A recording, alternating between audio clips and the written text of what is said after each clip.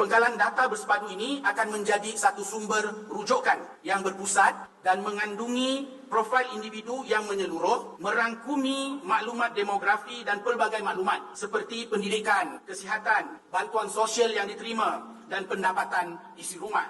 Dan selepas hampir 6 bulan sistem PADU dibangunkan dan melalui beberapa pengujian, PADU akan go live bermula hari ini. Sistem ini akan dibuka sehingga 31 Mac 2024 kepada pengguna bagi membolehkan segala pengemaskinian maklumat individu. Pengemaskinian ini penting untuk membolehkan kerajaan mempunyai maklumat yang terkini dan memastikan tiada individu yang tercicir daripada menerima bantuan selayaknya.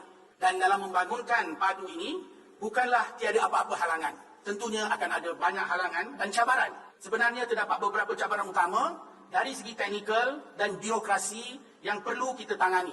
Setiap pengkalan data adalah tertakluk kepada peraturan dan akta yang berkaitan menyebabkan sedikit kesukaran dalam perkongsian data antara agensi. Dan sebahagian pengkalan data sedia ada pula adalah bersifat in silo dan non-interoperable di antara satu sama lain. Keadaan ini sedikit menyukarkan perkongsian dan pengintegrasian data dan menyebabkan proses penyelarasan data di dalam PADU mengambil sedikit masa.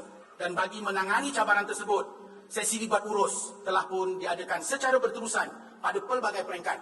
Termasuklah penglibatan Yang Berhormat Menteri sendiri, yang berbahagia Tan Sri Ketua Siswa Negara sendiri telah kita adakan beberapa kali.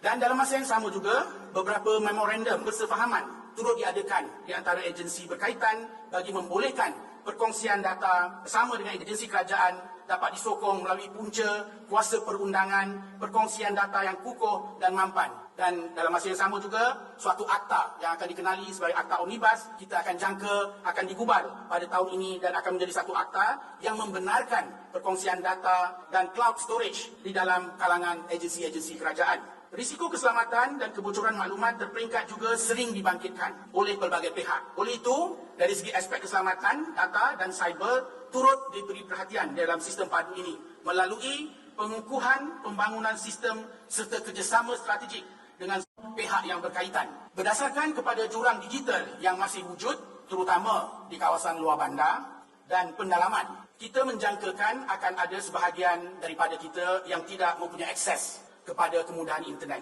Perkara ini telah kita ambil kira perancangan pelaksanaan PADU melalui penyediaan perkhidmatan kaunter yang khusus yang berhampiran dengan tempat tinggal masing-masing. Dan buat masa ini boleh dibuat di Pejabat Operasi Negeri Jabatan Perangkaan dan Pusat Ekonomi Digital (PEDI). Dan pasukan petugas yang khusus juga akan diwujudkan bagi membantu individu yang berada dalam kawasan yang jauh, terpencil dan tidak mempunyai akses internet. Dan pasukan ini akan dilengkapi dengan perkhidmatan Starlink bagi membolehkan pendaftaran dilaksanakan secara dalam talian.